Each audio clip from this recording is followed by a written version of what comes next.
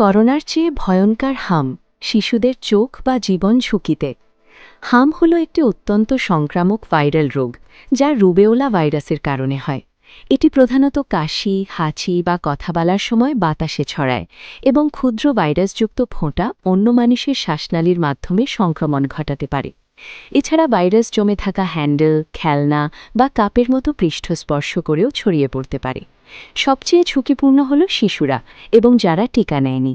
যেখানে জনসংখ্যা ঘন, যেমন স্কুল বা ডে কেয়ার সেন্টার, সংক্রমণ সেখানে দ্রুত ছড়াতে পারে। সম্প্রতি হামের প্রাদুর্ভাব বাড়ার কারণগুলো হল টিকার ঘাটতি, টিকাদান কর্মসূচির নজরদারি কম থাকা, স্বাস্থ্যকর্মীর অভাব এবং ঘন জনসমাগম। এই কারণে শিশুদের টিকা দেওয়া অত্যন্ত জরুরি। টিকা না নিলে শিশুরা হামের মতো সংক্রামক রোগে আক্রান্ত হতে পারে, যার ফলে চোখের আলো হারানো বা মারাত্মকভাবে অসুস্থ হয়ে মৃত্যুর ঝুঁকি দেখা দিতে পারে। তাই প্রতিটি শিশুকে নিয়মমতো টিকা দেওয়া নিশ্চিত করতে হবে। পাশাপাশি শিশুদের হাত ধোয়ার অভ্যেস তৈরি করা এবং সংক্রমিত ব্যক্তির সরাসরি সংস্পর্শ এড়িয়ে চলা অত্যন্ত গুরুত্বপূর্ণ। এই সব সাবধানতা অবলম্বন করলে শিশুদের স্বাস্থ্য সুরক্ষিত থাকে এবং হামের ঝুঁকি অনেক কমে যায়।